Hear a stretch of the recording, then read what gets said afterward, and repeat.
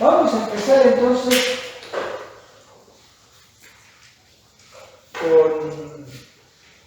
con la introducción al derecho concursal. ¿De qué se trata el derecho concursal? ¿Qué es lo que vamos a ver durante el curso de la materia?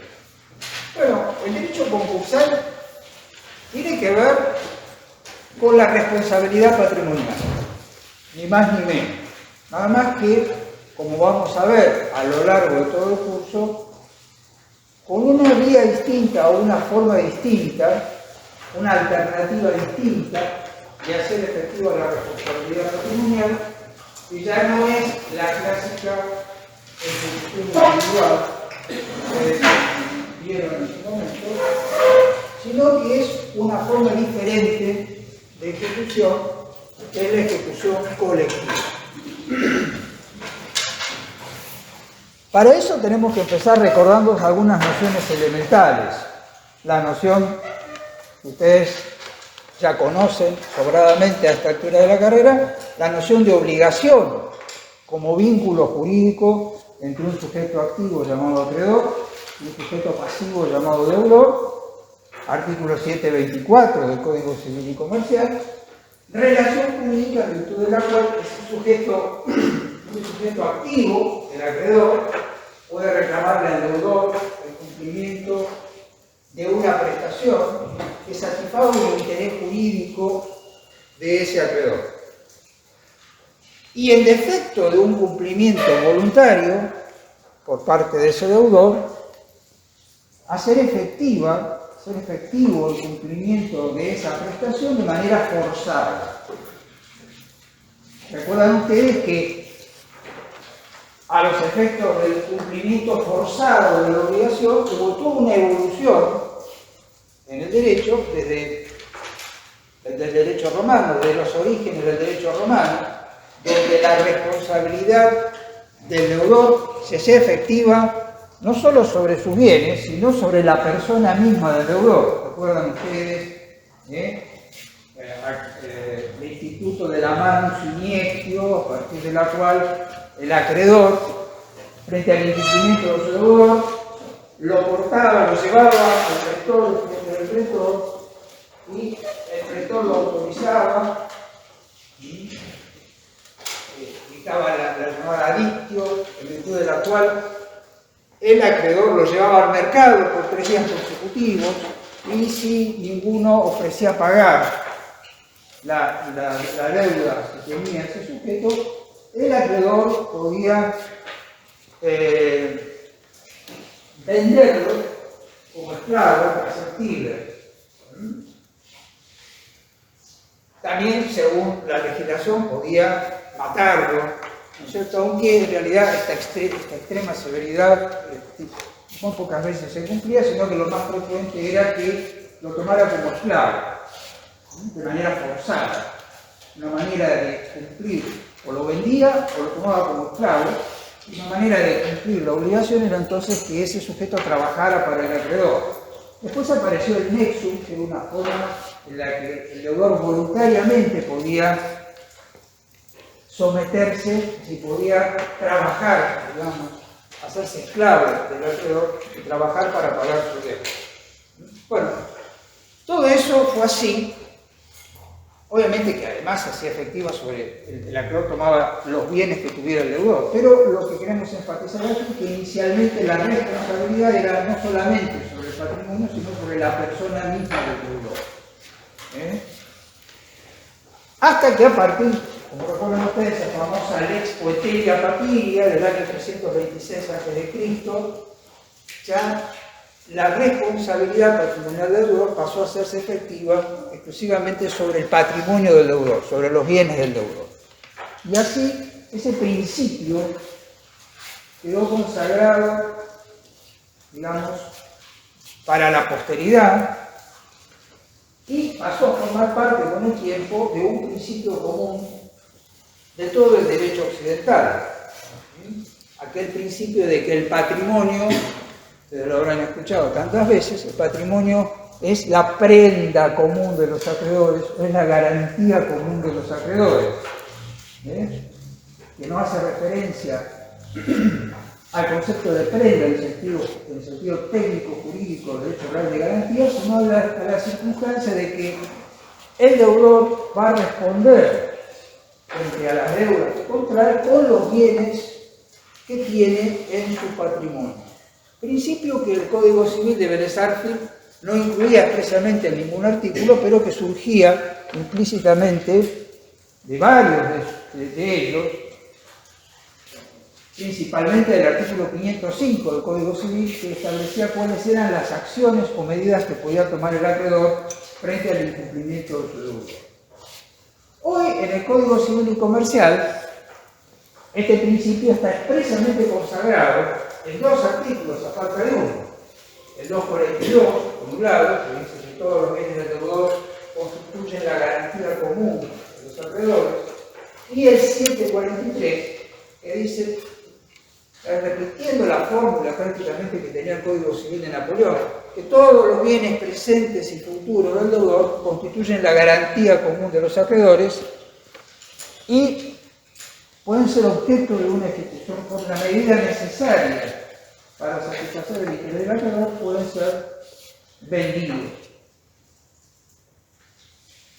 A su vez, ustedes van a encontrar en el artículo 730 del Código Civil y Comercial, que viene a ser como una reiteración de lo que decía el artículo 505 del Código Civil de Vélez Arfield.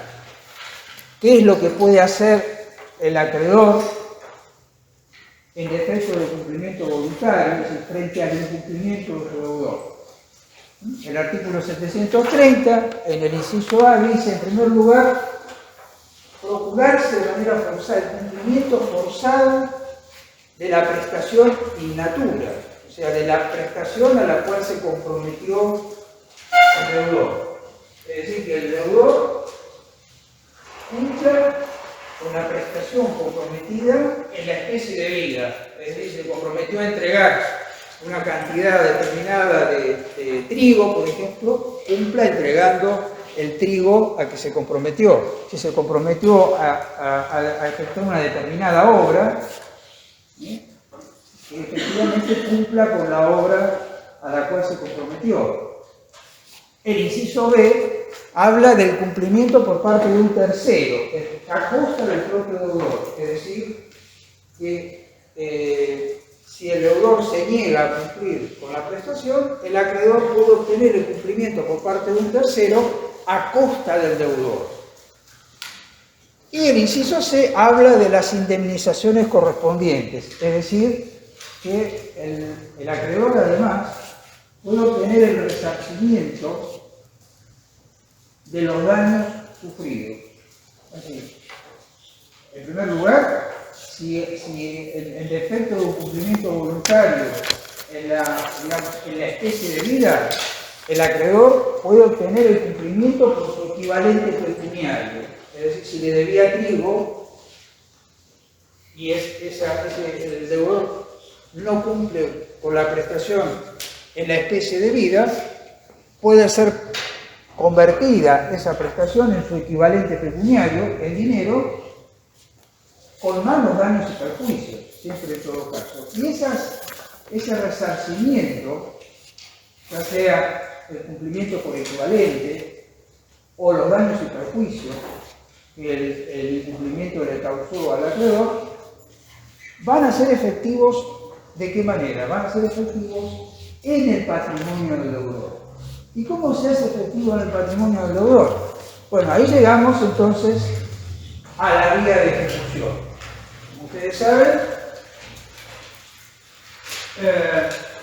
después de un proceso de conocimiento, donde el acreedor haya reclamado el cumplimiento de la prestación y se haya llegado a una sentencia de condena, ¿cierto?, a la entrega, por ejemplo, de un determinado bien, más los daños y perjuicios que el incumplimiento le haya causado al acreedor, y una vez que esa sentencia ha quedado firme, ha pasado a una autoridad de cosa juzgada, y aún así permanece el deudor en incumplimiento, es decir, el deudor tampoco cumple con esa sentencia de condena, esa sentencia se puede ejecutar.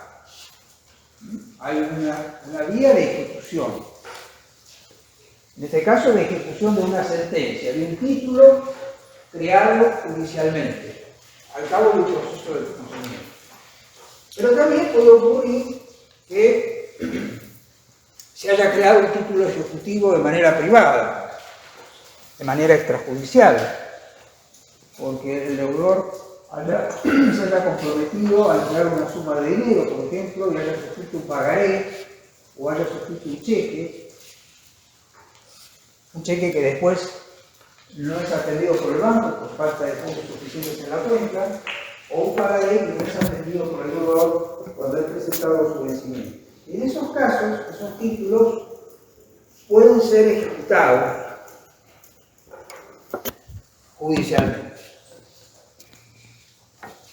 Estamos entonces en esta instancia, en la instancia de la ejecución, cuando un acreedor ha llevado adelante un juicio de conocimiento para obtener el cumplimiento de la prestación debida y ha obtenido una sentencia de condena que no es satisfecha voluntariamente por el deudor. En ese caso, el acreedor va a poder ejecutar esa sentencia. O, como decíamos, también puede ocurrir que el acreedor tenga un título ejecutivo de creación privada, un cheque o un pagaré no atendidos por el deudor.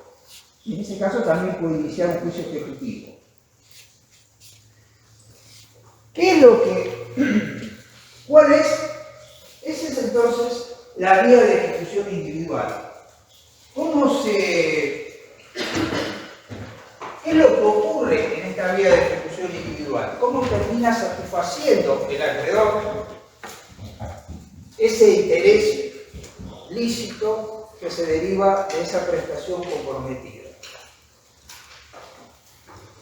¿Qué es lo que va a hacer el acreedor, el ejecutante? Va a embargar bienes del deudor, bienes que se encuentren en el patrimonio del deudor, los va a vender en ese proceso de ejecución y con su producido, con el producido de la venta de ese bien o de esos bienes que va a embargar en ese trámite de ejecución, finalmente va a cobrar y de esa forma va a satisfacer el interés lícito que constituía el objeto, el contenido de esa obligación trabada entre las partes.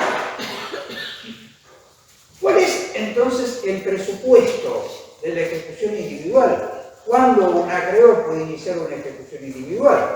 Bueno, cuando hay un incumplimiento a la prestación comprometida. Y para eso,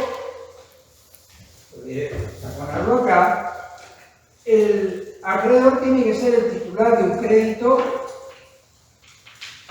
exigible.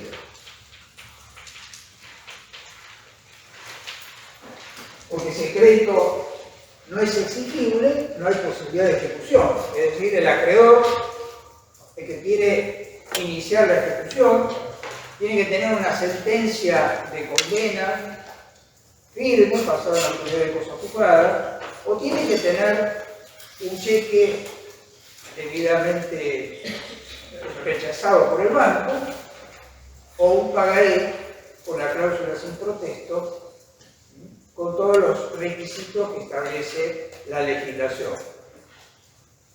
Obviamente no atendido por el deudor a la fecha de su vencimiento.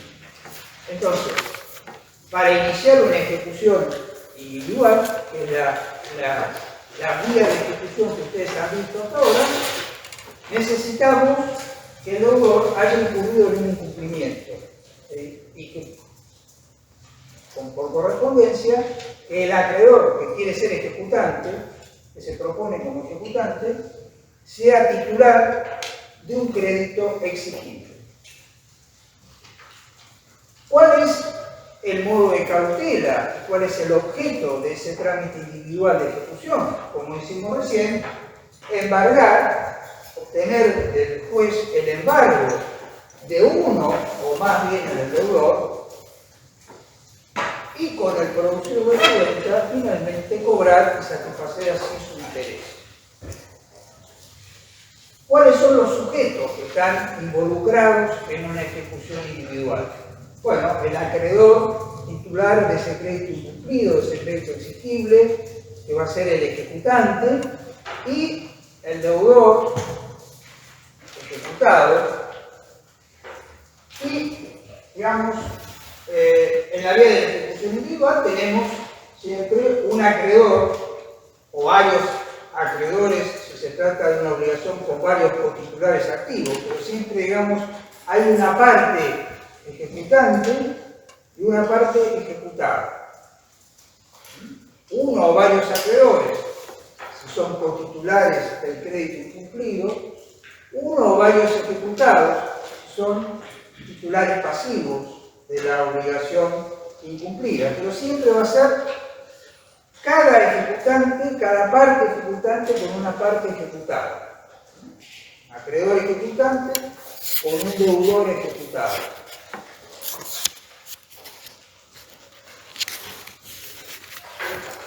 Por definición, en la vía de la ejecución individual, cada ejecución es un trámite individual e independiente. Es decir, si un deudor incumple varias obligaciones o distintas obligaciones con distintos acreedores, y esos acreedores inician cada uno de ellos una acción de ejecución, una vía individual de ejecución, va a haber una pluralidad y una independencia en el trámite de esas ejecuciones. ¿Cuál es el criterio una vez que el ejecutante embargó uno o más bienes del deudor? Llegamos a la subasta, es decir, lo vendió en una subasta pública y hay entonces un producido de la subasta, hay un monto de dinero resultante de esa venta judicial. ¿Cómo se reparte, cómo se asigna en el trámite, en la vía de la ejecución individual, ese producido?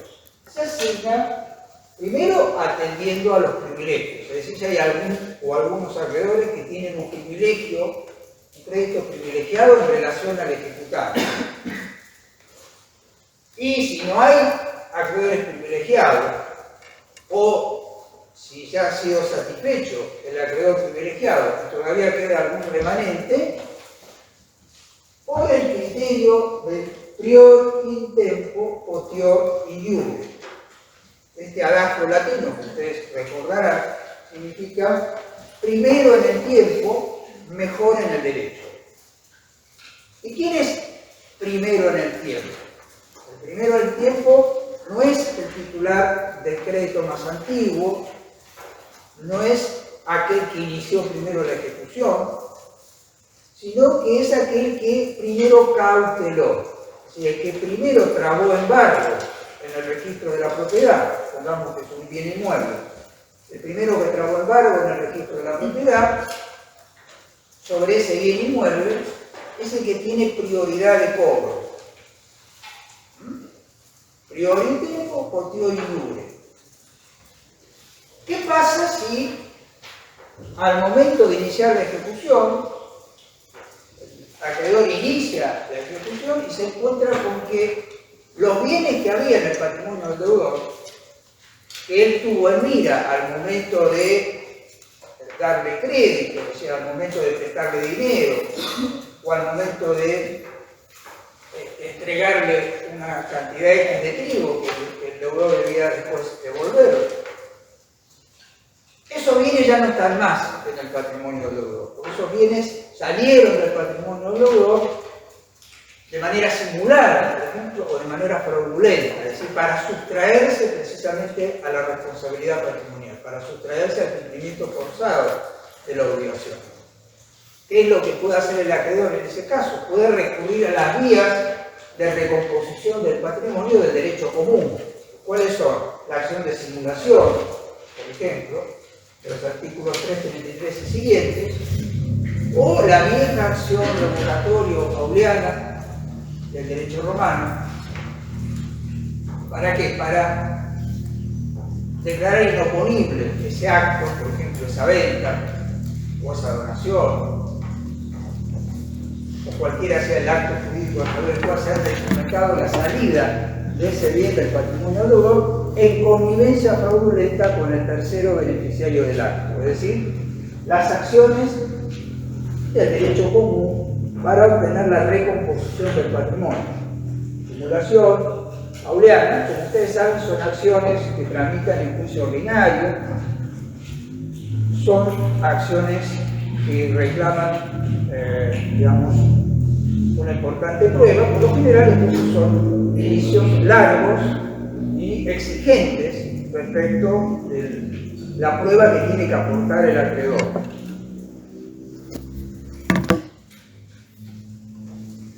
Estas son en general entonces las características más típicas que ustedes van a encontrar en una acción individual, en la vía individual de la ejecución. Esta vía individual es un modo o una vía razonable, eficiente, satisfactoria, si ustedes quieren, para el acreedor, siempre y cuando se den ciertas condiciones. ¿Cuáles son esas condiciones? Que básicamente que el deudor no tenga muchas ejecuciones, no haya muchos acreedores reclamándole de manera forzada el cumplimiento de obligaciones insatisfechas y, sobre todo, que tenga bienes suficientes en su patrimonio como para satisfacer a todos sus acreedores que le están reclamando por el cumplimiento de varias obligaciones por vía judicial. Es decir, si estamos en presencia de un incumplimiento singular, el deudor incumple una obligación por un acreedor y tiene en su patrimonio bienes suficientes para satisfacer esa prestación, o si son pocas obligaciones las que ha incumplido y de todas formas tiene en su patrimonio bienes suficientes como para que en esas distintas ejecuciones se embarguen bienes diferentes y se satisfagan esos acreedores de manera forzada, de manera independiente, sin interferirse entre sí, digamos que la vía de la ejecución individual es una vía que se muestra relativamente o bastante satisfactoria, o razonablemente satisfactoria para el interés del acreedor y también para el acreedor o los acreedores, son varios que han iniciado distintas ejecuciones, y también de alguna forma equitativa o relativamente equitativa para el deudor. Pero, digamos, cuando no se dan estas condiciones, es decir, cuando no se trata de que el deudor ha incurrido simplemente en un incumplimiento singular por un acreedor o en algunos incumplimientos con varios acreedores, pero que de todas formas tiene bienes suficientes en su patrimonio como para satisfacer a todos sus acreedores, no hay inconveniente. Pero cuando esto no es así, cuando no se trata de un incumplimiento singular o de unos pocos incumplimientos, sino que el deudor, se trata de un deudor que está en una situación de incumplimiento generalizado, ¿sí? Ha incurrido en un incumplimiento con muchos acreedores y su patrimonio es un patrimonio escaso, es decir, tiene muchos acreedores que le reclaman o le van a reclamar por el incumplimiento de sus obligaciones y tiene un patrimonio escaso para satisfacerlos a todos. Cuanto más acreedores tenga, cuanto más generalizada sea esa situación de incumplimiento, cuanto más generalizada sea esa situación de impotencia patrimonial, y cuanto más escaso sea el patrimonio, los bienes que restan en su patrimonio para satisfacer a esa masa de acreedores, más ineficiente, más insatisfactorio y más inequitativa se muestra la vía de la ejecución individual. ¿Por qué? Y bueno, porque en primer lugar, En primer lugar, si el deudor está en una situación de incumplimiento generalizado, para empezar, solamente los titulares de un crédito exigible van a poder iniciar una ejecución. Los acreedores que tienen, por ejemplo, en lo que es su obligación, es decir, su crédito, mejor dicho, que se corresponde como contrapartida con una obligación del deudor, su crédito a plazo, ahí está pendiente el plazo, o está sujeto a una condición, esos acreedores van a ver que el deudor está en una situación de incumplimiento generalizado, que todos los acreedores le están iniciando, todos los acreedores con un crédito exigible le están iniciando ejecución, y él no puede, ellos, los que tienen un crédito sujeto a plazo, por ejemplo, no pueden iniciar la ejecución. ¿Por qué? Porque no tienen un crédito exigible. O sea, están en una situación de desigualdad frente a los acreedores que tienen un crédito exigible. En segundo lugar, y esto es lo más importante, cuando son muchos acreedores y escaso el patrimonio, si el deudor tiene decenas o centenas de acreedores y tiene uno o dos bienes en su patrimonio, que no alcanzan ni remotamente para satisfacer a todos. ¿Qué es lo que va a ocurrir? Lo que va a ocurrir es que en cada una de esas innumerables ejecuciones individuales, los acreedores van a embargar el mismo y único bien, o los mismos y únicos bienes del deudor. Va a haber decenas o centenares de ejecuciones individuales en las que todos esos acreedores titulares de un crédito exigible van a embargar, por ejemplo, el mismo inmueble del deudor. Obviamente que ese inmueble no se va a vender en todas las ejecuciones, se va a vender en una de esas ejecuciones, en la que primero avance, en la que el trámite de ejecución se encuentre más avanzado, se va a subastar, se va a vender.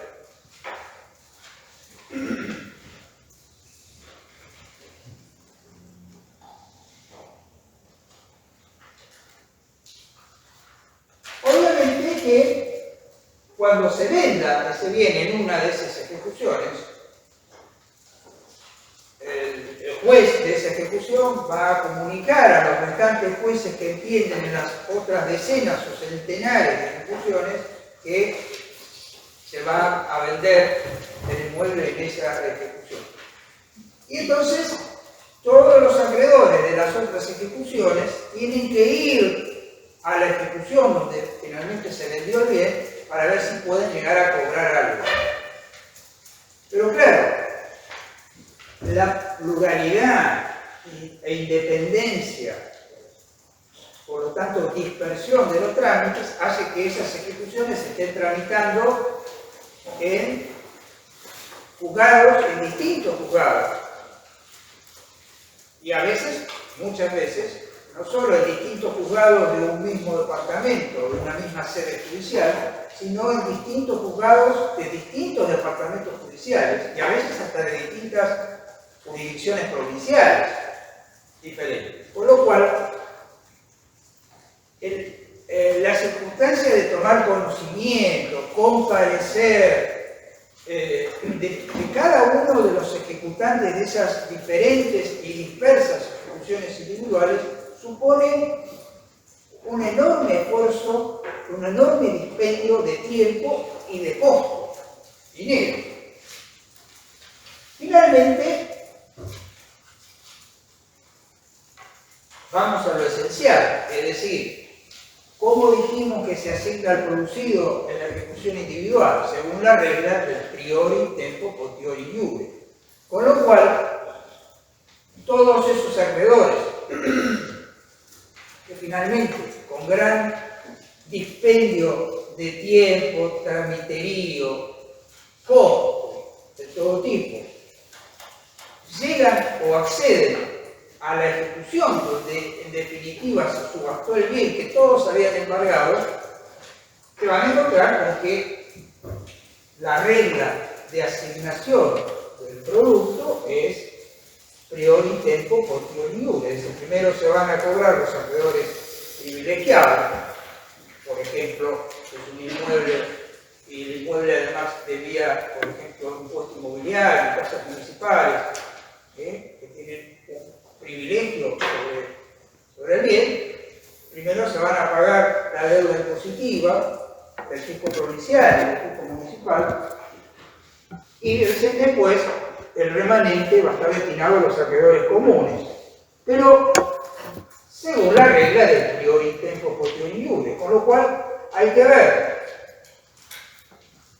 quién embargó el primer término, quién fue el primer embargante de ese bien, y ese embargante de ese bien tiene entonces prioridad para cobrar sobre ese remanente.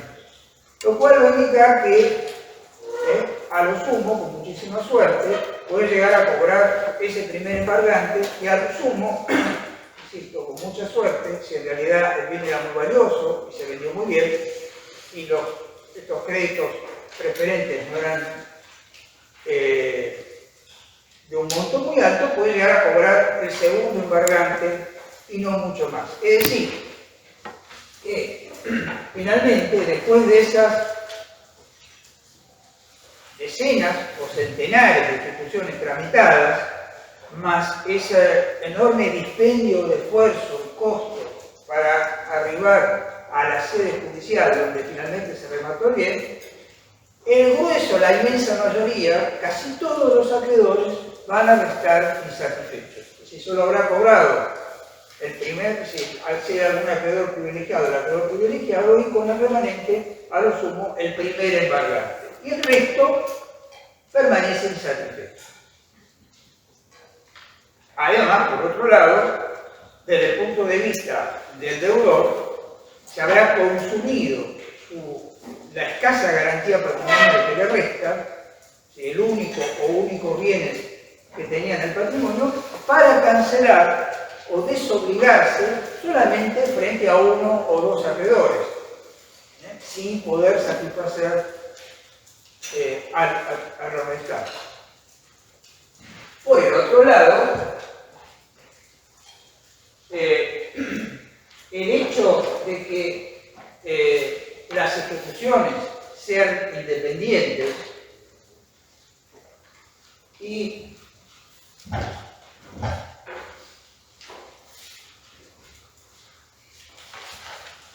dispersas, como dije, y sujetas al principio dispositivo, ¿no? ¿Qué quiere decir? Ustedes saben que el principio dispositivo significa que los sujetos del proceso tienen la plena disponibilidad tanto del proceso como del derecho que se deba tener. Es decir, que en el marco de estas decenas o centenares de ejecuciones individuales que tramitan separadamente, de manera independiente y de manera dispersa, nada impide que el acreedor, si quiere beneficiar a que el deudor, quiere beneficiar a uno de los acreedores en detrimento de los otros, por ejemplo, se allane en una ejecución, no ponga defensas en una ejecución, y si no pone defensas en una ejecución, o en varias ejecuciones, porque quiere favorecer a uno o varios acreedores en detrimento de otros, el juez nada tiene que hacer, o sea, nada puede hacer frente a un deudor que, por ejemplo, frente a la ejecución se allana o no pone defensas aunque las tuviera. El deudor, el juez, simplemente va a dictar la sentencia de condena porque esos trámites individuales, de ejecución individual, están sujetas al principio dispositivo, es decir, las partes de cada proceso, el acreedor ejecutante y el deudor ejecutado, son las dueñas del proceso, tienen la disponibilidad procesal y material de ese juicio. Lo cual también introduce otra regla de desigualdad en el tratamiento de los acreedores. Ya habíamos visto una que se refería a que solamente pueden ejecutar los acreedores titulares de un crédito exigible. Ahora vemos otra que en el marco de esas ejecuciones individuales, el deudor puede elegir favorecer o beneficiar a un acreedor en detrimento de otro, sin oponer defensas o allanándose a la ejecución, sin que el juez se pueda inmiscuir, sin que el juez se pueda meter, porque el principio dispositivo. Y además, como vimos, fundamentalmente, el reparto o la asignación del producido de la venta se va a hacer según esa regla del prior tiempo posterior libre, por lo cual solamente va a cobrar aquel acreedor que primero embargó. Por último, además, como decíamos recién, si los ejecutantes se encuentran, los acreedores se encuentran al momento de iniciar las ejecuciones, porque el deudor se desprendió fraudulentamente o simuladamente de bienes antes del embargo, antes de que se puedan cargar, las vías disponibles son las vías dificultosas, de larga tramitación, de costosa tramitación, de mucha prueba, de la simulación, de la acción de simulación o de la acción revocatoria o pauliana del Código Civil y Comercial. Esto le da a ustedes la pauta de que en este contexto, si en el contexto de un deudor que está en una situación de incumplimiento generalizado, de impotencia patrimonial que deriva o determina un incumplimiento generalizado de sus obligaciones, la vía de la ejecución individual deja de ser una vía efectiva, eficiente, satisfactoria para los acreedores, equitativa también para los acreedores y además incluso equitativa para el propio deudor. En este marco, entonces, o frente a esta situación de incumplimiento generalizado, desde los orígenes, ¿desde qué orígenes? Bueno, hay algunos antecedentes en el derecho romano, pocos, la honor beticio es uno, pero básicamente lo que acá hemos llamado de ejecución colectiva, y que es el proceso de quiebra, la quiebra aparece, con sus lineamientos principales, con sus rasgos típicos principales, en lo que se llama el derecho estatutario. ¿Qué es el derecho estatutario?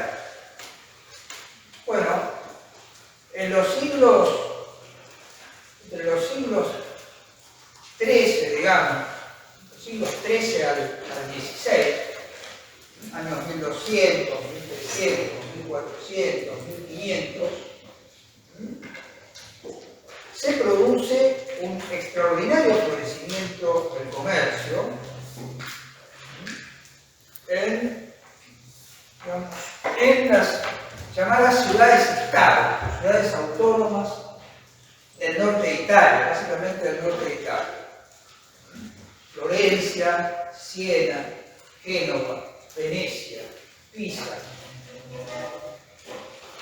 En todas esas ciudades, entonces a partir del siglo, podríamos decir a partir del siglo XII, pero con más fuerza, con más intensidad, con mayor dinamismo, a partir de los siglos XIII, XIV y XV, se produce entonces este extraordinario florecimiento comercial que va a determinar la aparición de un derecho distinto, es decir, a la par del derecho común que venía del derecho romano, del clásico derecho civil, digamos así, el del corpus iuris, el digesto.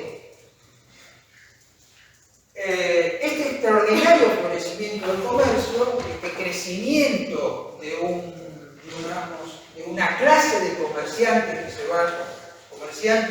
banqueros que se van enriqueciendo,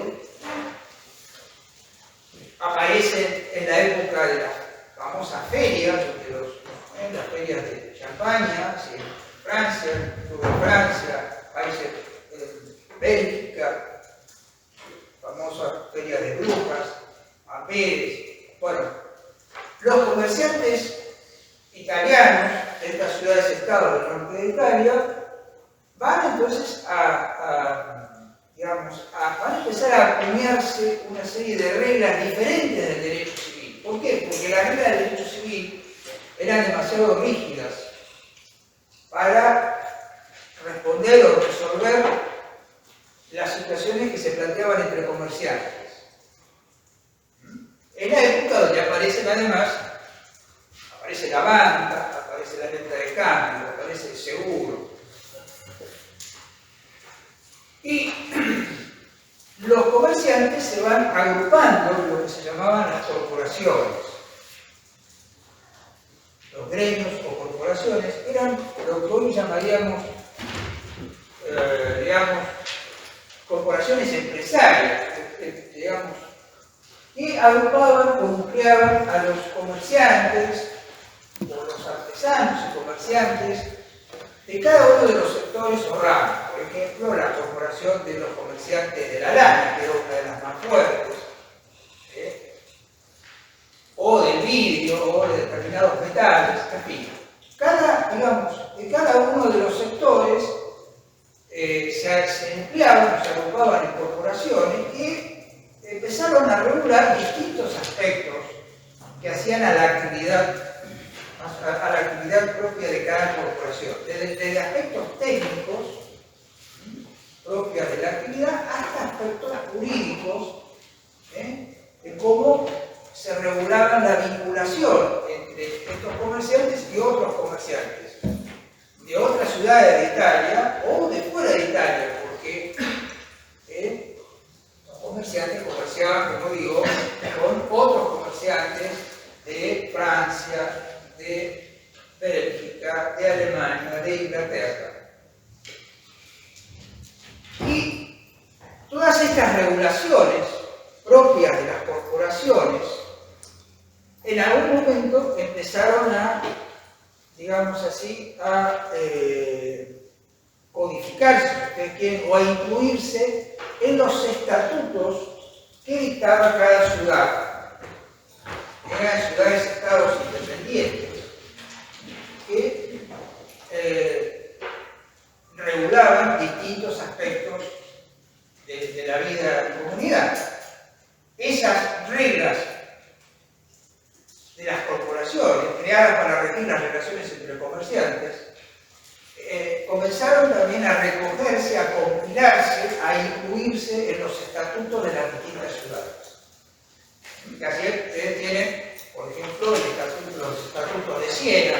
Hay un primer estatuto en el 1262, hay un segundo estatuto en el año 1310, Constituto de Siena de 1310, famoso porque es uno de los primeros estatutos que se escribió en lo que se llamaba lengua vulgar. O sea, hasta ese momento el lenguaje de las normas, el lenguaje de los libros, el lenguaje docto era todo en latín, absolutamente todo en latín. Pero la gente no hablaba en latín, que por ejemplo en la zona de la Toscana, Siena, Florencia, Pisa, estaba el dialecto toscano, que después va a ser el italiano, la base del italiano actual, con la unificación después en su momento de Italia, para que la gente, el Estatuto de Siena, 1310, para que la gente común, la gente que no tenía educación y no comprendía el latín, pudiese conocer cuáles eran las reglas y cuáles eran sus derechos, en Siena, en 1310, se sanciona el segundo estatuto, el segundo constituto, puede haber otro en 1338, pero el de 1310 es famoso porque es el primer estatuto en lengua, se llama lengua vulgar, o sea, en el dialecto toscano, el dialecto común que hablaba toda la gente. ¿Para qué? Para que la gente pudiera ir y ver cuáles eran sus derechos. Bueno, lo cierto es que les hablé del estatuto del Constituto de Siena, pero también había en Florencia, también había en Venecia, también había en Milán, también en Génova, también en Pisa, que más más o menos con pequeñas variantes, comenzaron a regular la situación de qué hacían los acreedores con un deudor, con un comerciante, porque esto estaba dirigido exclusivamente a los comerciantes que estaban inscritos, en principio estaban inscritos en las corporaciones, pero incluso también, en esa mayoría, a todos aquellos que aún de hecho no se están inscritos en ninguna corporación, ejercitaban de hecho una actividad mercantil. Estos estatutos entonces comenzaron a regular la situación del deudor que incumplía con sus obligaciones. Y lo regularon con muchísima severidad. ¿Por qué? Porque en ese entonces, esta clase de los comerciantes, que fue creciendo, digamos, en su situación económica y fue creciendo en su poder político, para esta clase de comerciantes, el cumplimiento puntual de las obligaciones era una cosa virtualmente sagrada. Y entonces el deudor que incumplía, el comerciante, que al llegar al vencimiento incumplía con una obligación, era considerado un delito. A punto tal, era equivalente o equiparado a un robo. Así dicen los estatutos. Los comerciantes que cumplen sus obligaciones son fures, son ladrones. Y era frecuente que el deudor, el comerciante, que se veía en la situación de no poder cumplir con sus obligaciones, se fugara de la ciudad. Era el fugitivo. Y tanto es así que el fugitivo estaba equiparado, digamos, al deudor cesante, al deudor que cesaba en los pagos, que dejaba de pagar. Y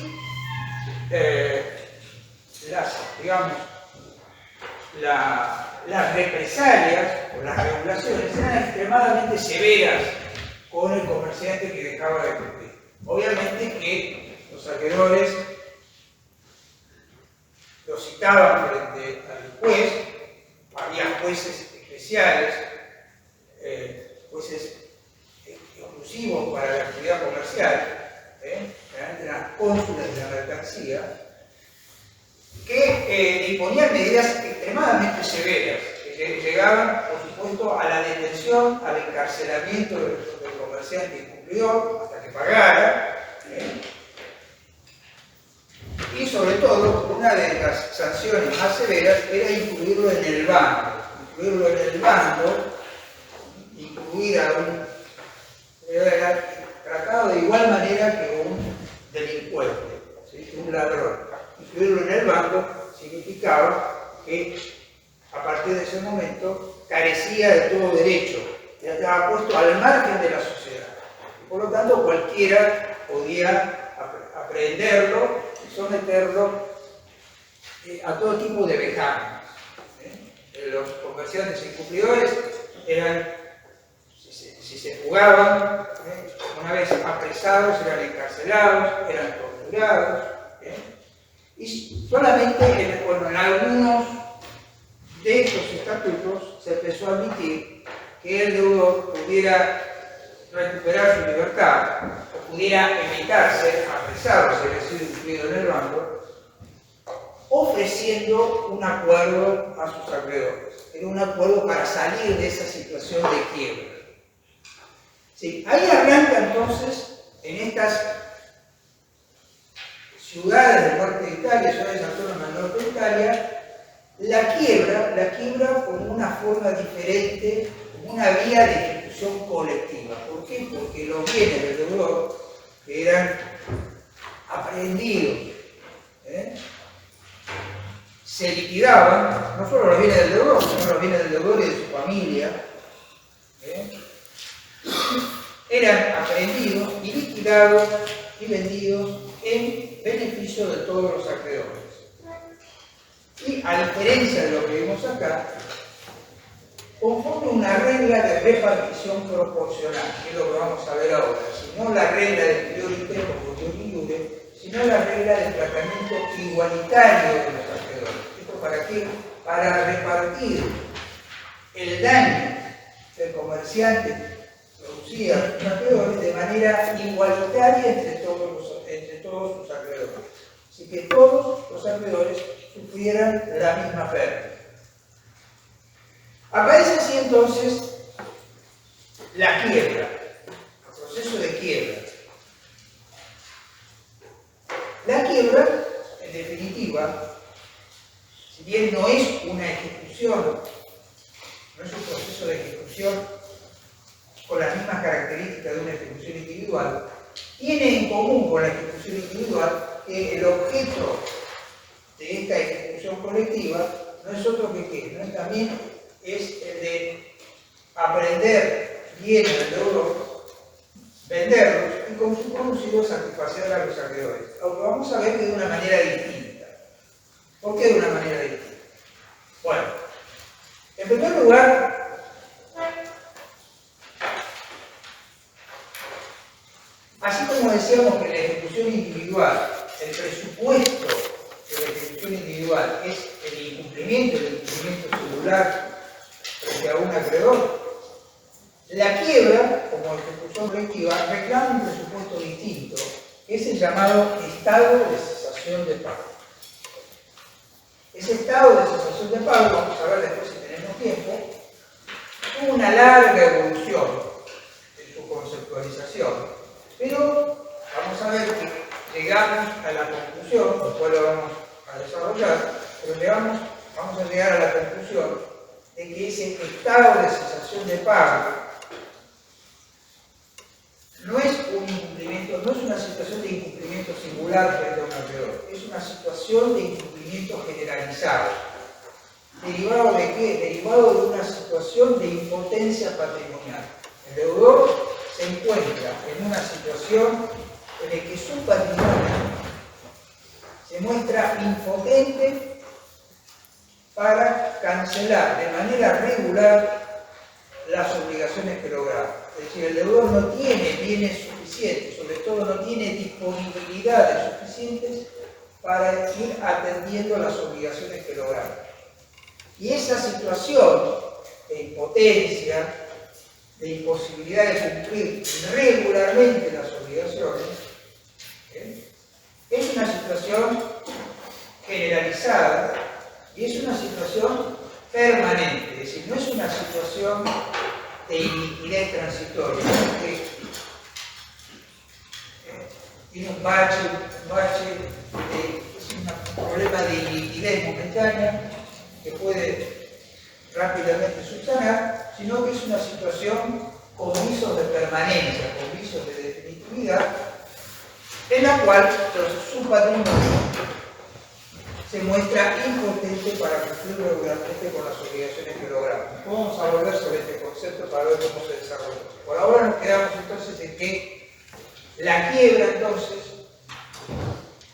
presupuesto de esta ejecución colectiva, no es un incumplimiento singular, sino que es una situación de impotencia patrimonial que deriva o determina o causa un incumplimiento generalizado de las obligaciones.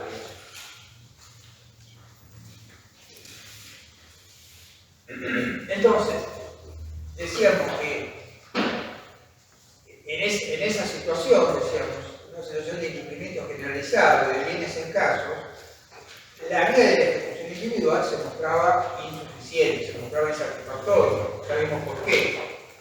Entonces, acá, en cambio, el presupuesto para la apertura de la quiebra es precisamente este estado de cesación de pago, este estado de incumplimiento generalizado. A diferencia de la ejecución individual, donde cada uno de los acreedores ejecutantes va a embargar uno o más bienes del deudor, decíamos que el problema se genera cuando en numerosas ejecuciones esos acreedores embargan los mismos bienes del deudor. Pero acá siempre estamos hablando del embargo de uno o más bienes singulares del deudor. Bienes determinados del deudor. En cambio, en la situación de quiebra, en esta situación de ejecución colectiva, se produce un efecto cautelar mucho más intenso, mucho más generalizado, y es el llamado desapoderamiento. El deudor, una vez que quiebra, es separado de la administración y disposición de sus bienes. Pierde la legitimación, no es que pierde la propiedad, se lleva a perder la propiedad cuando esos bienes sean subastados, sean vendidos en el curso del proceso. Pero decretada la quiebra, se produce lo que se llama desapoderamiento, es decir, el deudor es desapoderado, es separado de la administración y disposición de sus bienes, no de un bien en particular, de todos sus bienes, con algunas excepciones que vamos a ver en su momento. Eso implica, o eso produce, o eso determina, que en la quiebra se hable de una universalidad activa, es decir, la quiebra involucra, afecta todos los bienes del deudor, no un bien. Es decir, no es que se embarga uno o tal o cual bien. El deudor queda privado inmediatamente, ipso iure, a partir del dictado de la sentencia de quiebra, desde el mismo día en que se dicta la sentencia de quiebra, queda privado de la legitimación para administrar y disponer de sus bienes, separado de la administración y disposición de sus bienes. Eso es el desapoderamiento. Como ven ustedes, es un efecto patrimonial, cautelar, mucho más intenso, mucho más abarcativo que el embargo de uno o más bienes del deudor.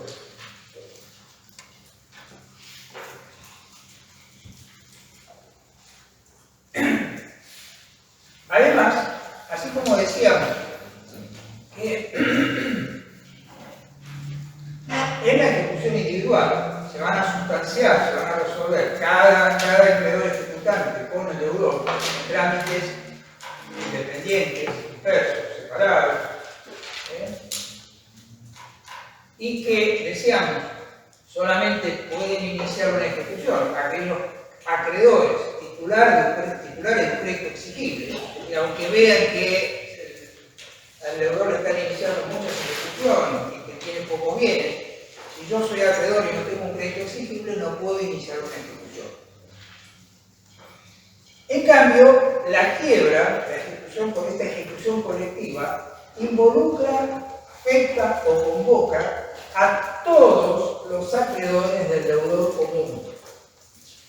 A todos los acreedores, vamos a ver, esto se llaman acreedores concursales, porque son todos aquellos acreedores por causa o título anterior al decreto de quiebra. Es decir, que la causa o el título de esa acreencia sea anterior a la sentencia de quiebra. Es decir, todos los que son acreedores por una causa o un título anterior a la sentencia de quiebra van a ser convocados a ese proceso colectivo.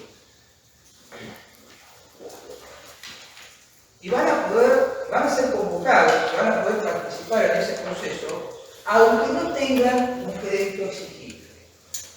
¿Por qué? Porque la quiebra produce la caducidad de los plazos. Es decir, aún aquellos acreedores que tienen un crédito sujeto a plazo, o incluso aquellos que tienen un crédito sujeto a condición, pero nos interesa más los acreedores con crédito sujeto a plazo, van a ser convocados, van a poder participar en este proceso de quiebra y eventualmente entonces cobrar el producido de la venta de los bienes desapoderados en igualdad de condiciones con aquellos titulares de un crédito exigible. O sea, se iguala a los acreedores que tienen un crédito exigible con aquellos que no tienen un crédito exigible todavía. Por eso, en la medida en que convoca a todos los acreedores del deudor común, se habla también de una universalidad pasiva. Por eso se dice que el proceso de quiebra es un proceso doblemente universal. Es una universalidad activa porque afecta, desapodera al deudor de todos sus bienes y además es un proceso de universalidad pasiva porque convoca y pueden participar en él todos los acreedores del deudor común que lo sean por causa o título anterior al decreto de quiebra. A diferencia de lo que decíamos hoy, de que cuando cada acreedor promueve una ejecución en relación a ese deudor, esas ejecuciones van a tramitar de manera independiente, dispersa en distintos juzgados, a veces en distintos departamentos judiciales, a veces en distintas provincias. En la quiebra rigen los principios de unidad y concentración. Es decir, solo puede haber en la República Argentina un solo proceso de quiebra respecto del mismo deudor. No puede haber un proceso de quiebra en Tucumán, otro proceso de quiebra en Bahía Blanca y otro proceso de quiebra en Chubut. Solamente puede haber un único proceso de quiebra respecto de ese mismo deudor. Es un supuesto de unidad. ¿Por qué? Porque ese proceso va a involucrar, va a afectar, va a convocar a que participen en él a todos los acreedores del deudor común. Por eso no puede haber más de un proceso. La situación de unidad y de concentración, lo cual en principio implica que cuando hay muchos acreedores, cuando el deudor tiene muchos acreedores, esta situación de unidad y concentración va a determinar además una mayor economía procesal, una mayor economía de costos. Recordemos ustedes lo que decíamos hoy, que con instituciones tramitando en distintos juzgados, en distintos departamentos, la comparecencia de esos acreedores a la ejecución donde se le dio el bien implica una cantidad de trámites, de costos, de dispendio, de tiempo, de energía y de plata. Además, en la quiebra vamos a ver que no rige el principio dispositivo. Lo decíamos, el principio dispositivo implica que las partes, el acreedor ejecutante y el acreedor ejecutado, son los dueños del proceso y del derecho que se ejecute en el proceso. Por lo tanto, el deudor podría, como dijimos, elegir beneficiar a un acreedor en detrimento de otro, es decir, teniendo defensa respecto de dos acreedores, solamente oponerlas o defenderse respecto de uno y no defenderse respecto del otro. Y el juez nada podría hacer, ¿por qué? Porque estamos en el marco de una ejecución individual donde rige el principio dispositivo. En cambio, en el proceso de quiebra no rige el principio dispositivo, rige el principio inquisitivo. Esto significa que ya el deudor y los acreedores no son los dueños del proceso. Si pueden elegir, el acreedor puede elegir presentarse o no presentarse en la quiebra, verificar, vamos a ver que para poder participar del proceso y eventualmente cobrar el producido de la venta, va a tener que verificar su crédito, que se reconozca su crédito dentro del proceso. Los acreedores pueden elegir si concurrir o no concurrir, pero si concurren y participan, el deudor no puede elegir beneficiar a un acreedor en detrimento de otro. ¿Por qué? Porque rige el principio inquisitivo, es decir, el juez y un funcionario, órgano, que vamos a ver, van a ver ustedes en particular, que es el síndico de la quiebra, el portador, que actúa como un auxiliar del juez, están allí para vigilar la legalidad, para verificar que en la composición del pasivo, que en el reconocimiento de los créditos que se haga dentro de ese proceso colectivo, no haya ninguna actitud, no haya fraude, no haya una connivencia dolosa entre el deudor y algún acreedor, para perjudicar al resto de los acreedores, sino que cada acreedor verifique o se le reconozca el crédito que realmente tiene.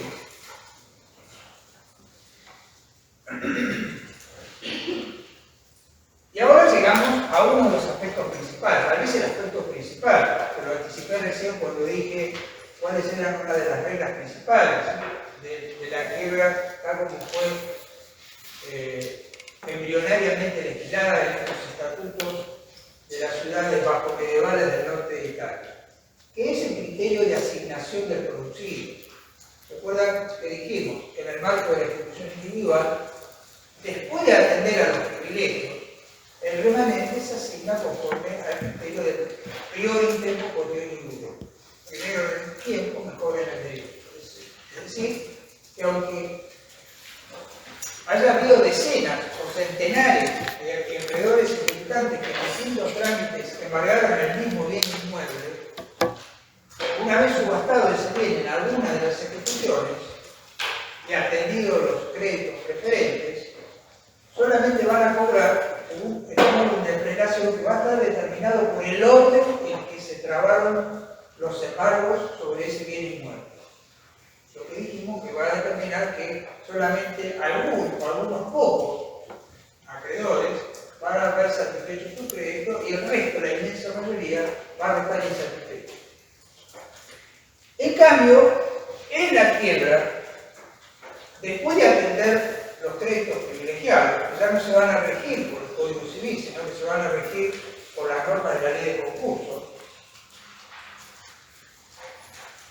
después de atender los créditos preferentes, los créditos privilegiados, el producido se va a asignar según la regla de la par condicio crédito. ¿Qué significa esto? Significa la condición paritaria, la condición igualitaria de todos los acreedores.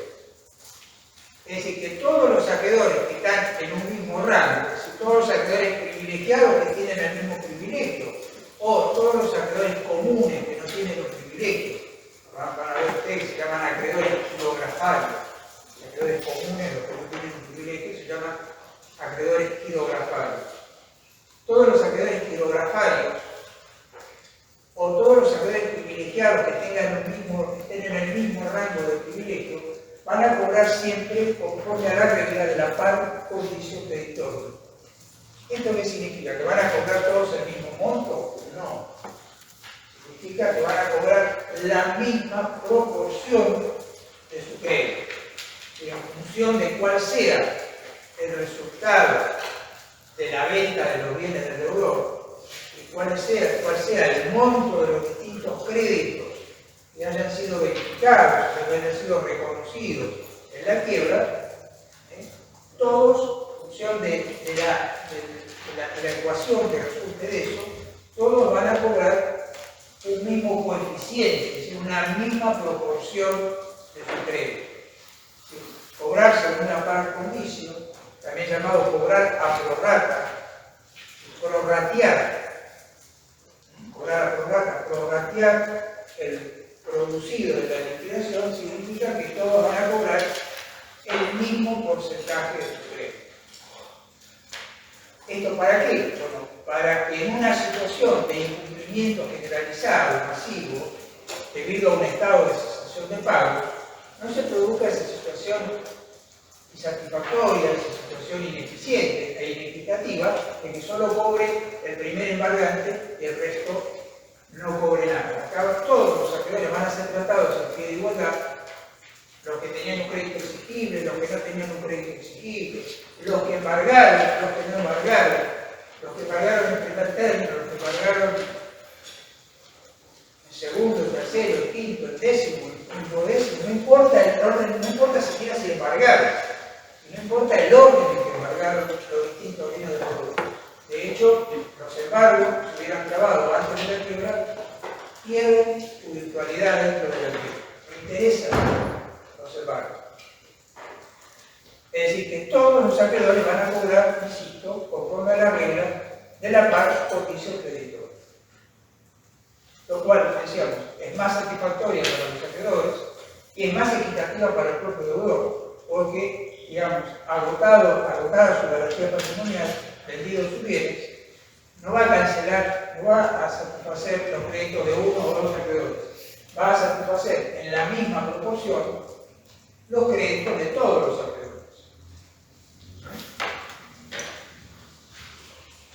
Finalmente, vamos a ver que decíamos, si en la ejecución individual, cuando el deudor se inicia la ejecución, él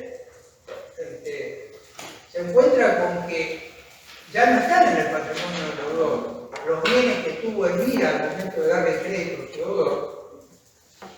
Para lograr la recomposición de esa garantía patrimonial dañada, deteriorada, tienen que acudir a las guías del derecho común, a la acción de simulación, a la acción revocatoria otorgada, que son guías, decíamos, de larga tramitación, que reclaman muchas pruebas y son guías dificultosas, largas y dificultosas. En cambio, vamos a ver que en la quiebra está previsto lo que se llama la retroacción.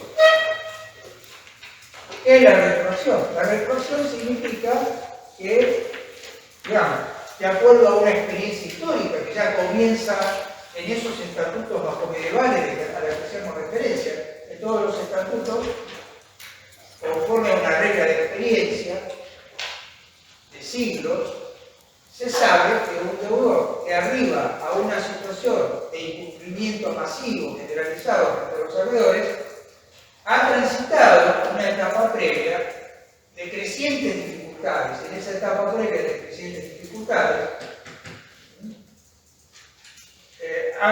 por ahí ha recurrido a medios luminosos, no a medios normales o regulares, sino a medios perjudiciales para poder ir cancelando sus obligaciones, y a veces incluso, digamos, ya por mala fe,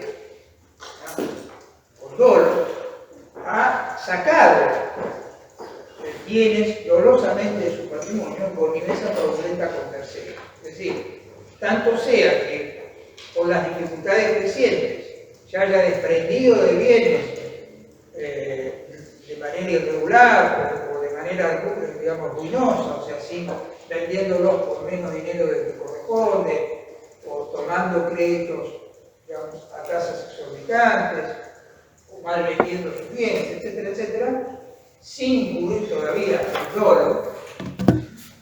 O sea que, viéndose venir la situación de quiebra, haya buscado poner a resguardo ciertos bienes fuera de su patrimonio para que no sean alcanzados por la quiebra posterior. De esa forma, por dolo, fraude y connivencia fraudulenta con terceros, haya simulado ventas o haya directamente, por ejemplo, efectuado liberalidades, comisiones o cualquier acto que haya perjudicado la actividad patrimonial en connivencia fraudulenta con terceros.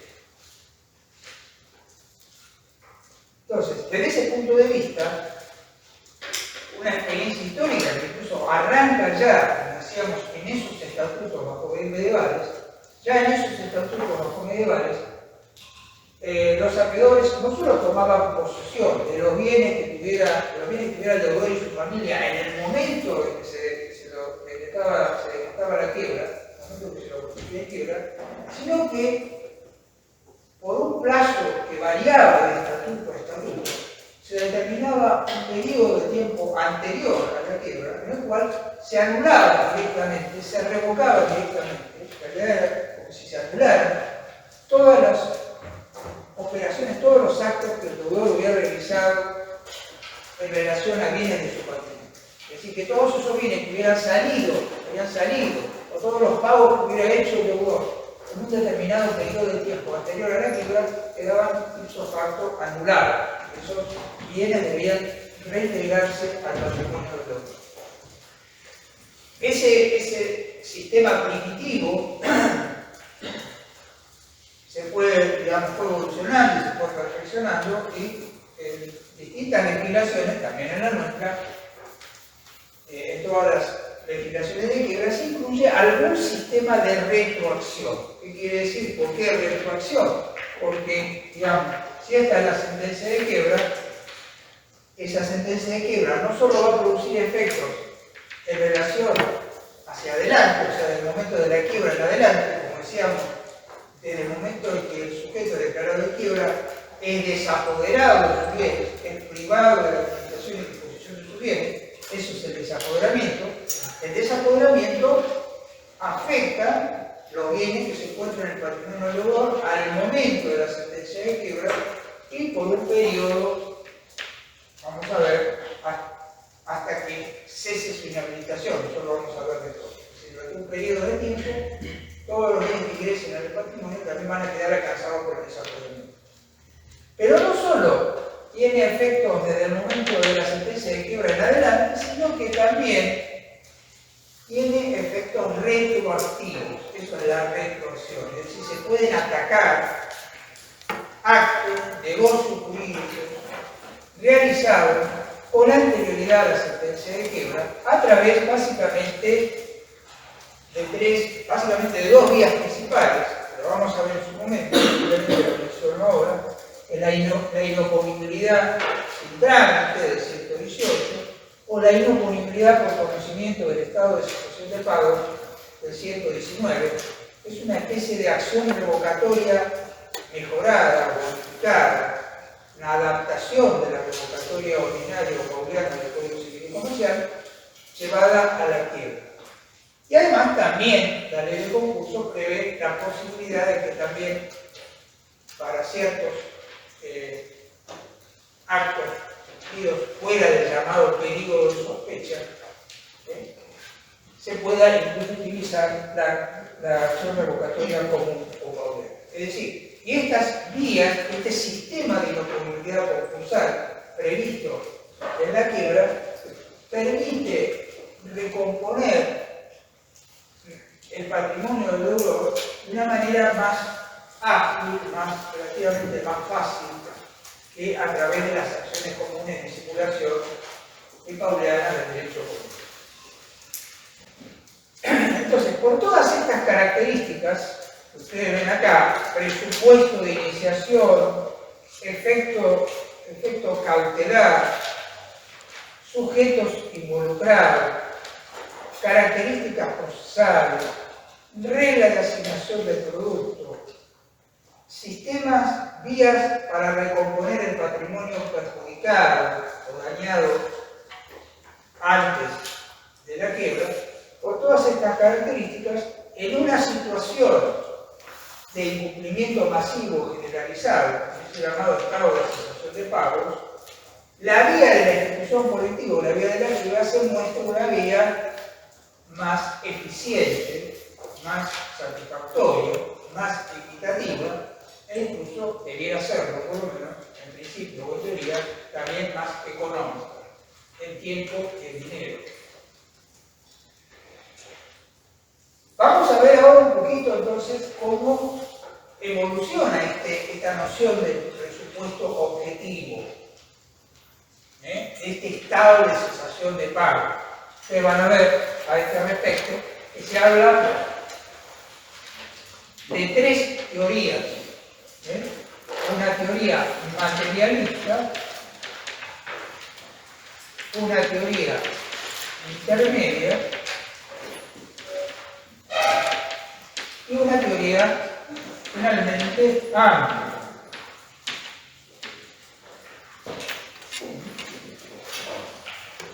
Esto de las teorías se formuló de alguna forma para poder, digamos, exponer didácticamente cómo se produjo la evolución de esta noción de estado de cesación de pago. En sus comienzos, en este derecho estatutario que decíamos, era la forma en que las ciudades, los comerciantes regularon inicialmente las corporaciones, nosotros, sus prácticas comerciales que fueron recogidas en los estatutos de esas ciudades autónomas.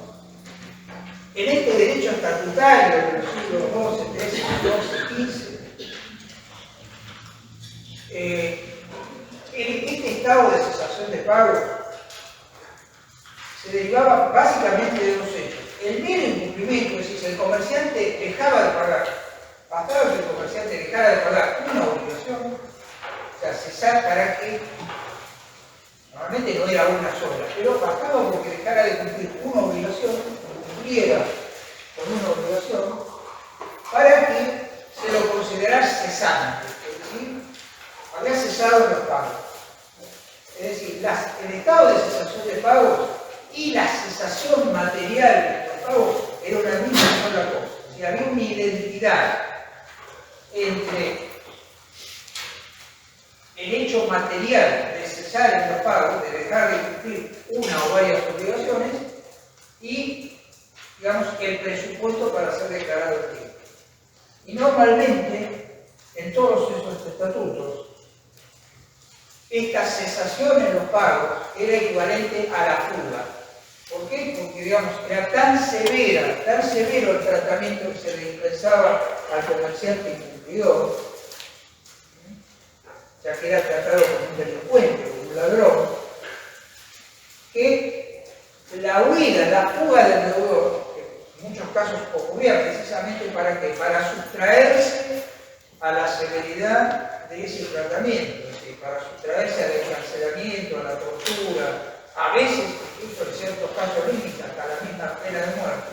Es decir, para sustraerse a ese severísimo tratamiento, muchos comerciantes preferían huir de la ciudad. Y entonces, junto a la cesación en los pagos, la fuga propedéutica, es decir, la fuga por deuda, el fugitivus era equiparado al cesante. El deudor que cesaba en los pagos o el deudor que huía para sustraerse a la agresión de los acreedores podía ser declarado inquieto. El presupuesto, entonces, en esta primera etapa, el estado de cesación de pagos, entonces, era equivalente a la cesación material de los pagos. No había diferencia entre estado y cesación de pagos. El cesar materialmente los pagos era ya el presupuesto de la tierra. Eso, digamos, que se consagró así en los estatutos bajo medievales, estamos hablando, como digo, de los siglos XIII al XVI, sino así, y incluso a comienzos del siglo XIX, cuando comienza la época de la codificación, el Código de Napoleón de 1807, todavía incluía, digamos, en el Código de Napoleón todavía la cesación en los pagos y el estado de cesación de pagos era lo mismo. Recién, digamos, con la reforma del Código de Napoleón, la ley 1838, y sobre todo a partir de una labor jurisprudencial de la Corte de Casación francesa, es que comienzan en la segunda mitad del siglo XIX a, digamos, hacerse distinciones o diferencias entre el hecho material de dejar de pagar y el estado de cesación de pagos, ese estado que autoriza a decretar la quiebra del sujeto titular de ese patrimonio. ¿Por qué? Bueno, porque se empieza a considerar distintas circunstancias que pueden haber, digamos, determinado un incumplimiento sin que ese incumplimiento se deba necesariamente a un estado de cesación de pagos o un estado de impotencia patrimonial. ¿Por qué? Porque podía tratarse de una situación de mera iliquidez momentánea, porque podía tener el deudor razones atendidas para no cumplir con una determinada obligación. En fin, se empieza a diferenciar o a separar lo que es el incumplimiento como hecho material exterior, como síntoma, de la causa de ese incumplimiento, que no necesariamente puede ser o debe ser un estado de cesación de pago. Es decir, que en definitiva se considera que el juez debe determinar si efectivamente ese incumplimiento traduce, revela de verdad un estado de cesación de pago o se obedece a otra causa.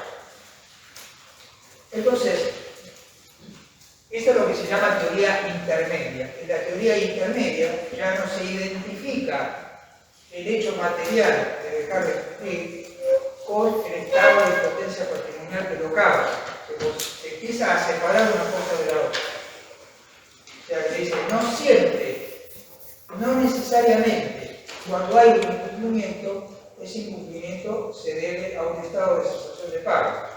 Pero, si bien se dice eso, o sea, se dice, no todo incumplimiento traduce o revela necesariamente un estado de cesación de pagos, se dice que cuando hay estado de cesación de pagos, cuando hay estado de impotencia patrimonial, el único hecho revelador, el único hecho a través del cual ese estado se manifiesta o se exterioriza es el incumplimiento. O sea, no todo incumplimiento se debe a un estado de cesación de pagos, pero todo estado de cesación de pagos se revela, se manifiesta o se exterioriza a través de un incumplimiento. O sea que en la teoría intermedia, acá dijimos, el incumplimiento es igual al estado de cesación de pagos. ¿Por qué? Porque el estado de cesación de pagos es dejar de pagar. No hay otra cosa. En la teoría intermedia ya se distingue. Una cosa es el estado de impotencia patrimonial del patrimonio y otra cosa es el incumplimiento. Entonces se dice, bueno, no todo incumplimiento se debe a un estado de cesación de pago, puede deberse a otra causa, hay que investigar un poco. Pero todo estado de cesación de pagos se manifiesta o se exterioriza o se revela únicamente por incumplimiento. No hay otro hecho revelador. Teoría intermedia. Esto sigue evolucionando y se empiezan a considerar que hay otros hechos reveladores. Bueno, de hecho, como dijimos, ya en el propio derecho estatutario se consideraba que la fuga del deudor era equivalente a dejar de pagar, a dejar de cumplir. Por lo tanto, también se empieza a considerar, bueno, la fuga, es decir, si el deudor, todavía ustedes lo van a encontrar, de los hechos reveladores del artículo 79 de la ley de concurso, no la fuga así considerada como tal, sino el hecho de la ausencia del deudor sin haber dejado representante o discusiones, digamos, para atender sus obligaciones, es uno de los supuestos del artículo 79. O sea, el hecho de la fuga del deudor, por ejemplo, entonces, se considera un hecho revelador. Pero además hay otros hechos reveladores, como decíamos, por ejemplo, cuando el deudor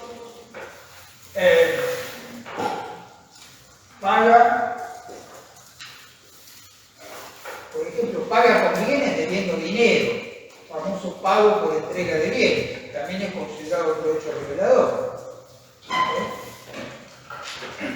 Cualquier otro medio, si cuando el deudor entonces cumple, sigue cumpliendo, no ha incurrido en un incumplimiento, sigue pagando, sigue cumpliendo, pero no está cumpliendo de manera irregular, sino que está cumpliendo pagando con bienes cuando debe dinero, pagando con medios irregulares, así malvendiendo sus bienes, tomando crédito no en condiciones de mercado, sino tomando crédito a tasas usurarias. Es decir, en todos esos casos, aunque el deudor sigue cumpliendo, no está cumpliendo de manera regular. El primero que toma nota de que no solo el incumplimiento puede ser un hecho revelador, sino que hay muchos otros hechos reveladores y que incluso no hay una enumeración taxativa, sino que hay hechos reveladores más o menos típicos. La fuga del deudor, el pago por entrega de bienes, el pago por recursos a medios ruinosos, fraudulentos, en fin. Hay otros hechos que pueden exteriorizar o revelar o manifestar de manera, digamos, hacer patente o hacer evidente ese estado de impotencia patrimonial. Esa es lo que se llama teoría amplia. ¿Por qué amplia? Porque establece que no solo el incumplimiento, porque el incumplimiento es el único hecho revelador, como decía la teoría intermedia, sino que hay muchos otros hechos reveladores y que la enumeración no es una enumeración cláudica taxativa, es una enumeración abierta. Hay que ver el contexto y la situación. Se trata de una enumeración enunciativa, ¿no? Como hace el artículo 79 de la ley de concurso siguiente. Se llama teoría amplia a partir de un libro de un famoso jurista italiano, Gustavo Bonetti, en el año 1905, publica un libro que se llama Del falimento, de la quiebra. En ese libro lo que hace es sistematizar o recopilar esta idea de que el estado de cesación de pago, para empezar, es una situación diferente de los hechos que lo revelan. El estado de cesación de pago es una situación del patrimonio. El incumplimiento, la fuga, el pago por entrega de bienes, etc., son hechos que revelan, que exteriorizan ese estado de cesación de pago. Entonces, por un lado, se separa claramente, como lo hacía la teoría intermedia, la situación o estado del patrimonio de los hechos reveladores. Por el otro lado, dice que no hay un solo hecho revelador por el incumplimiento, sino que hay una pluralidad de hechos reveladores y que esa pluralidad no es una enumeración taxativa, sino meramente funcional. Finalmente, otro jurista italiano, D'Amelio, creo que en 1928, va a completar esta noción del estado de la noción amplia del estado de cesación de pago, incluyendo lo que yo les adelanté recién, es decir, la noción del cumplimiento regular. Es decir, si un deudor sigue cumpliendo, sigue pagando, pero no lo hace de manera regular, aunque todavía no haya incurrido en un incumplimiento, ya está en estado de cesación de pago. ¿Por qué? Porque no está cumpliendo de manera regular. ¿Y cuándo cumple el deudor de manera regular? Cuando paga al vencimiento, o cuando le paga a todos los acreedores, cuando paga en el lugar establecido, y sobre todo cuando paga en la especie de vida, en la especie convenida. Es decir, cuando faltan algunas de estas características, y sobre todo normalmente van a faltar más de una, es decir, si el deudor sigue cumpliendo, pero no es que cumple con todos los acreedores, cumple con uno, cumple con algunos, los que más lo reclaman, los más lo aprietan, entonces cumple con ese, pero no cumple con otros. Es decir, sigue cumpliendo, pero no con todos, sino con algunos. O cumple, pero no paga con medios regulares, es decir, no paga con recursos que provienen del flujo normal y corriente de su negocio, de su empresa, sino que paga mal vendiendo bienes o paga recurriendo a créditos en condiciones titulares, es decir, no es que va al banco y consigue un crédito en condiciones de mercado, sino que va a una prueba a que un usurero le preste a casas solitarias.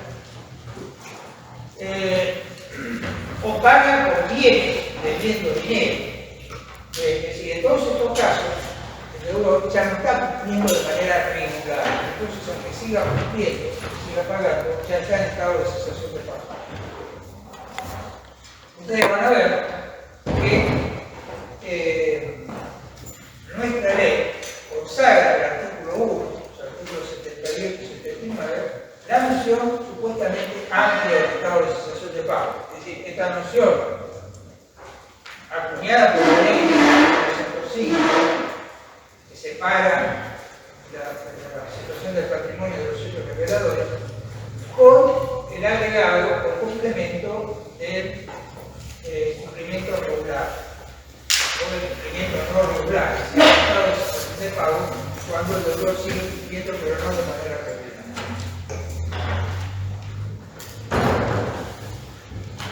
Es relevante decir qué efectos prácticos, concretos, tiene esta noción de estado de cesación de pagos en la economía de la ley, es decir, en la operatividad de la ley.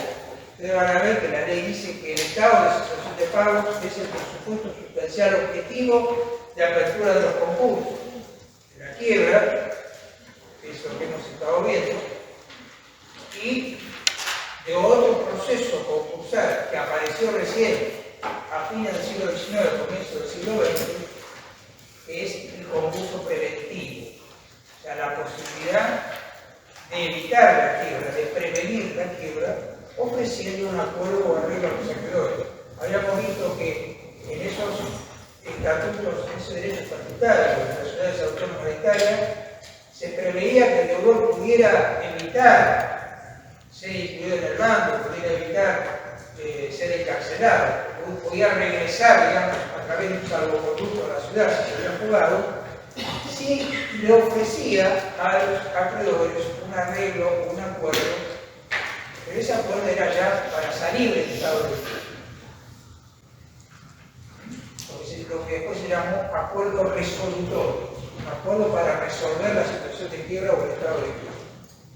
Vamos a ver que a fines del siglo XIX, 1889, la ley belga, por primera vez, incorpora el llamado concordato preventivo o concurso preventivo, que es la posibilidad de que el deudor evite la quiebra ofreciéndole precisamente un arreglo, un acuerdo a sus acreedores.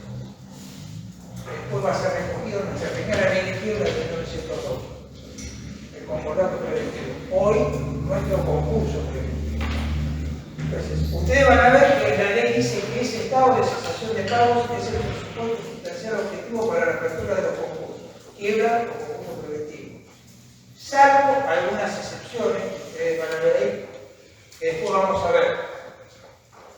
Ahora, en la realidad, en la práctica, ustedes van a ver, lo van a ir viendo a lo largo del curso de la materia, que al momento de abrirse la quiebra o abrirse el concurso preventivo, en realidad el juez no está en condiciones de determinar si el incumplimiento, en caso de un pedido de quiebra, parte de un acreedor, el juez no está en condiciones, por la forma en que se tramita ese pedido de quiebra, no está en condiciones de determinar si ese incumplimiento que se trae como revelador de un estado de cesación de pago en verdad revela o no un estado de cesación de pago o se debe a otra razón. Porque eso lo van a ver en su momento. Van a ver que en ese caso el deudor que es requerido que esté el incumplimiento solamente puede pagar o demostrar que ha pagado. Demostrar que ha pagado, pagar o depositar el pago. Pero no puede discutir en esa instancia previa al estado de quiebra que en realidad no está en estado de cesación de pago. Y en el caso del concurso preventivo, el hecho revelador que vamos a encontrar pues, es el propio reconocimiento que va a hacer el deudor que hallarse en estado de cesación de pago. Eso quiere decir, bueno, y al final entonces, ¿para qué sirve la teoría? No sirve para nada. No, vamos a ver que si bien no tiene relevancia o operatividad, eficacia, al momento de abrirse el proceso concursario, sí la tiene, en el caso de la quiebra, cuando en una etapa ulterior del proceso deba determinarse la fecha inicial que comenzó ese estado de cesación de pago. Porque ahí sí, por el acopio de elementos que va a acompañar el síndico, y además información que exista a propósito del proceso de verificación de créditos, el juez ahí sí, con el auxilio del síndico, va a poder determinar la fecha en que realmente comenzó el estado de cesación de pago, que no necesariamente tiene que haberse producido en el primer o primeros incumplimientos. Puede haber comenzado antes un deudor que seguía cumpliendo, pero ya no lo hacía de manera regular. Pero tenemos muchísimas más cosas para